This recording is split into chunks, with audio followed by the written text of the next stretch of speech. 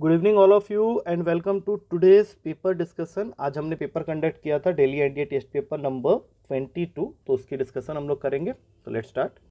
आज की क्लास का, आज के पेपर का जो पहला क्वेश्चन था वो था कि तुम्हारे पास में एक इक्वेशन है sec x into cosec X is equals to P, जहाँ पे p is a real number और वो तुमसे पूछ रहा है कि what will be the smallest value of p। तो इसको थोड़ा सिंप्लीफाई कर लो। सेक एक्स होता है 1/cos x, कॉसेक एक्स होता है 1/sin x, तो ये टोटल वैल्यू आ गया कुछ इस तरह से। अब साइन और कॉस जब भी एक साथ होते हैं, मैंने बताया हुआ है कि 2 से मल्टीप्लाई डिवाइड करना होता है, तो इन टोटल ये आ गया। अब साइन 2x की वो क्या वैल्यू होगी जिससे कि p मिनिमम हो, तो साइन 2x यहाँ मैक्सिमम होगा तभी p मिनिमम होगा। तो साइन 2x की मैक्सिमम वैल्यू होती है 1, तो 2/1 इज p। दैट मीन्स अगर साइन 2x को तुम मैक्सिमाइज कर रहे हो तब जाके p तुमको मिनिमम वैल्यू दे रहा है और वो मिनिमम वैल्यू इक्वल आ गया है 2 के। That means c is the correct answer. अब चलते हैं नेक्स्ट क्वेश्चन में। नेक्स्ट क्वेश्चन है अगेन कि तुमको बोला जा रहा है कि ये एक एक्सप्रेशन है, that is sine cube plus sine cube into cos cube, और अगर तुमने क्यू की वैल्यू 0 से π/2 के बीच में लेनी है तो for which value this will give you the maximum value. तो इसमें ऐसा करते हैं, ऑप्शन में तो हमारे पास 4 ही एंगल है, तो एक एक करके पुट करके देख लेते हैं। Let's start with π/3, that means 60 degree. Sine 60 √3/2 होता है, तो √3/2 प्लस √3/2 इंटू 1/2, तो ये बन गया √3/2 प्लस √3/4, तो टोटल आंसर आ गया 3√3/4। √3 की वैल्यू 1.73/4 होता है, तो ये अप्रोक्सीमेटली मुझे दे रहा है 5.1/4, मतलब 1.25 के आसपास, 1.2 के आसपास। अब π/4 पे एक बार चेक करते हैं। π/4 जब पुट कर रहे हैं तो ये बन जाएगा 1/√2, ये 1/2, 1/√2 प्लस 1/2 को ऐड करने जाओगे तो यहाँ पे आ जाएगा 2, यहाँ पे आ जाएगा √2। अब 2 प्लस √2, 2 प्लस 1.414, और ये 2 इंटू 1.414, मतलब ऊपर आ गया 3.414 और नीचे आ गया 2.828। इसको सॉल्व करोगे तो ये 1.2 से तो कम वैल्यू ले रहा है, 1 के आसपास ही वैल्यू लेगा। π/2 पे ये तुमको 1 दे रहा है, तो मैक्सिमम वैल्यू जो मुझे दिख रहा है वो π/3 पे दिख रहा है, तो π/3 इज द करेक्ट आंसर। अच्छा, अगला क्वेश्चन है कि एबीसी एक ट्रायंगल है जिसमें ये रिलेशन तुम्हें दिया हुआ है cos 2a plus cos 2b plus cos 2c is equals to -1, और हमें ये 4 ऑप्शंस देके पूछ रहा है कि कौन सा सही होगा। तो इसमें ऐसा करते हैं, cos 2a और cos 2b को कुछ नहीं करेंगे। cos 2c का फॉर्मूला होता है अपने पास में 2 cos स्क्वायर c -1, वो लिख देते हैं, इससे ये -1 कैंसिल हो जाएगा। यहाँ पे लगा दो cos a plus cos b का फॉर्मूला जो कि होता है 2 cos a प्लस b/2, करेंगे तो खाली a प्लस b आ जाएगा, into cos 2a minus 2b/2 करेंगे तो खाली a माइनस b आ जाएगा। बाकी 2 cos स्क्वायर c के जगह में लिख लो 180 माइनस a प्लस b, तो अगर ये स्क्वायर कर रहे हैं तो ये नेगेटिव के जगह पॉजिटिव आ जाएगा, मतलब टोटल आ गया +2 cos a प्लस b। अब तुम देखो कि तुम्हारे इन दोनों टर्म में जो तुम्हारा कॉमन फैक्टर है वो है 2 cos a प्लस b, इसको मैं कॉमन ले रहा हूँ, तो अंदर बच जाएगा तुम्हारा cos a minus b plus 1 is equals to 0। अब यहाँ पे तुम ये काम भी कर सकते हो, या फिर इससे बेटर होगा कि तुम फॉर्मूला लगा लो यहाँ पे, क्योंकि cos a प्लस b का फॉर्मूला लगाओगे तो तुमको यहाँ पे ये वाला टर्म जो है वो दिखना स्टार्ट हो जाएगा, क्योंकि a प्लस बी को मैं यहाँ पे रिप्लेस कर सकता हूँ। देखो ये वाली जो जगह है यहाँ पे मैं a प्लस बी को रिप्लेस कर सकता हूँ 2 cos 180 माइनस सी से, तो ये बन गया -2 cos c, और यहाँ से तुमको cos a into cos b भी मिल रहा है।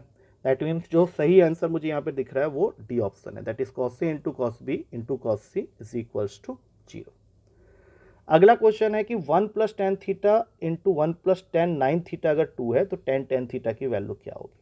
तो ये जो टेन थीटा है ये बेसिकली निकला है थीटा और नाइन थीटा से, तो मैं इसको ऐसे लिख लेता हूँ और यहाँ पे फॉर्मूला बैठा देता हूँ tan theta plus tan nine theta whole upon में 1 minus tan theta into tan nine theta.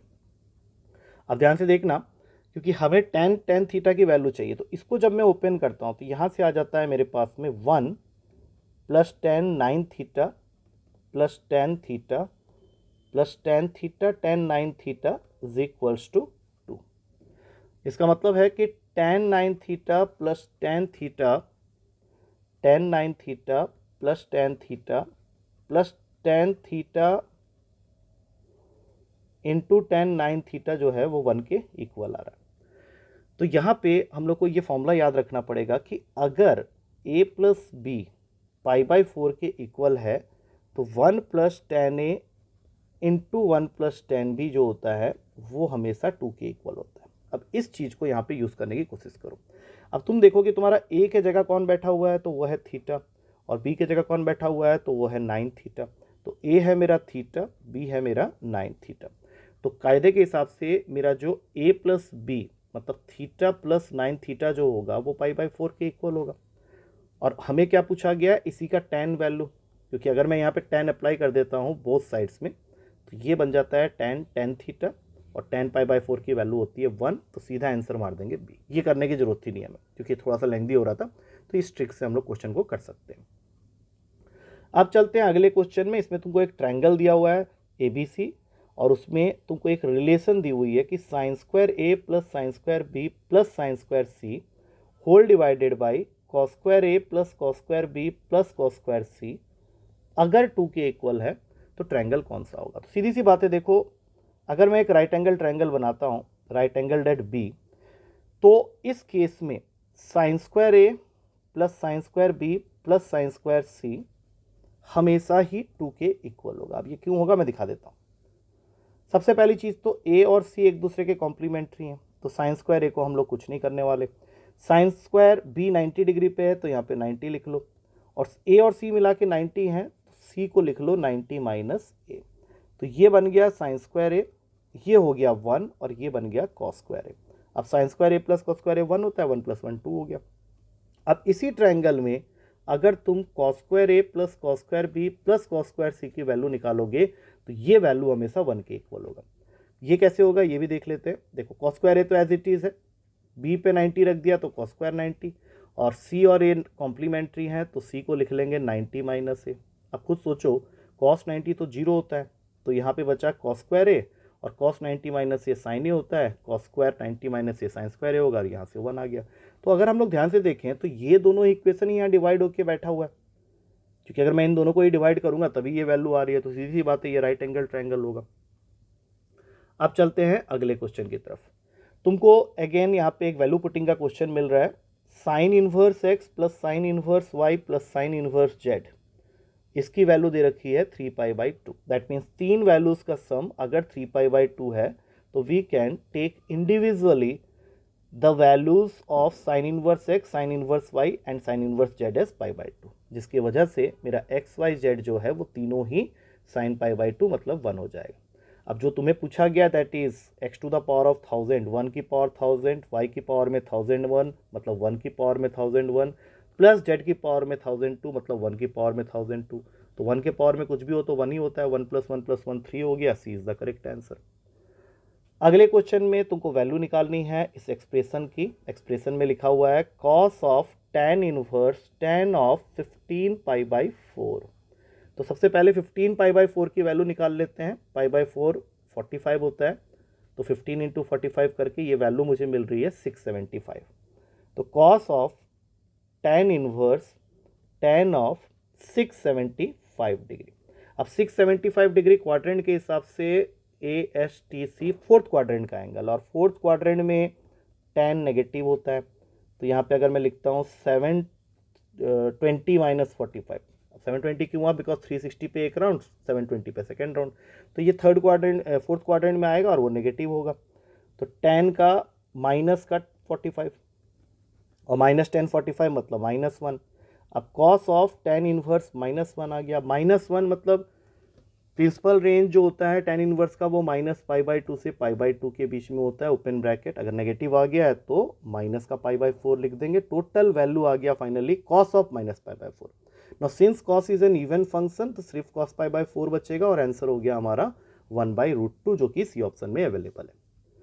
अब चलते हैं 8th क्वेश्चन में। 8th क्वेश्चन तुम्हारा ट्रायंगल का क्वेश्चन है, जिसमें वो ये कह रहा है कि ABC is a triangle and the median AD of triangle ABC, median का काम होता है ऑपोजिट साइड के मिड पॉइंट को टच करना, तो median AD of a triangle ABC is bisected at F, मतलब इसको F पॉइंट पे मिड पॉइंट है इसका, and BF is produced to meet the side AC at P।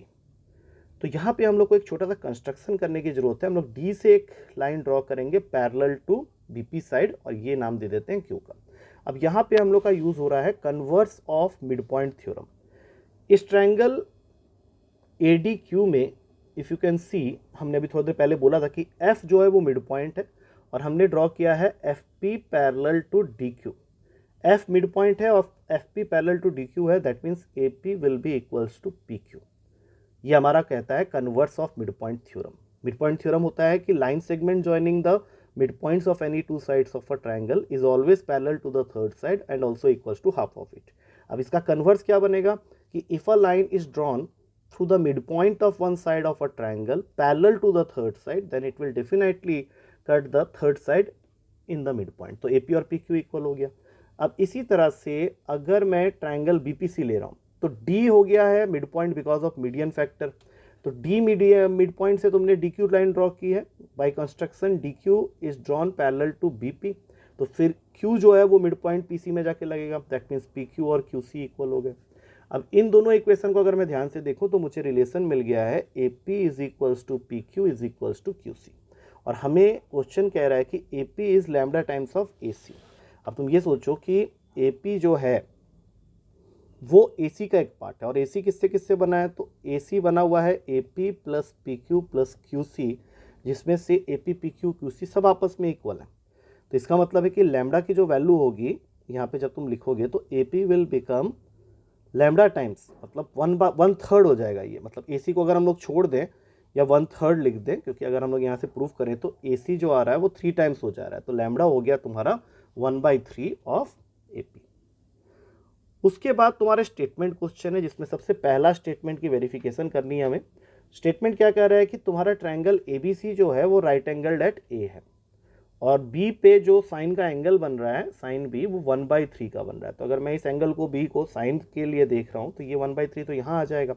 इसका मतलब है यूजिंग पाइथागोरस थ्योरम तुम्हारा ये साइड बन गया है √8 का, 9 - 1 का, हाँ तो √8 बन रहा है। अब क्वेश्चन क्या कह रहा है, कॉसेक C, मतलब ये जो कॉसेक C है, कॉसेक क्या होता है, कॉसेक होता है हाइपोटेनियस अपॉन परपेंडिकुलर। तो अगर मैं यहाँ से कॉसेक C की वैल्यू लिखूंगा तो वो 3/√8 आएगा, और क्वेश्चन क्या कह रहा है कि कॉसेक C 3 होना चाहिए, तो ये स्टेटमेंट तो गलत हो गया।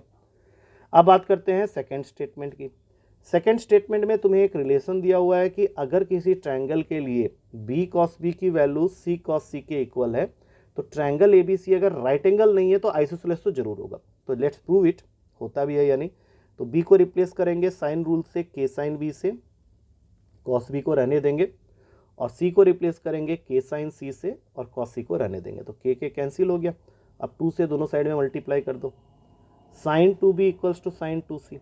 अब इसकी दो पॉसिबिलिटी है, पहला दोनों को कट करो और B और C इक्वल हो गए, तो इससे ये तो पता चल गया कि B और C अगर इक्वल है तो B और C साइड भी इक्वल होंगे, और ये आइसोसेलेस तो होगा ही होगा।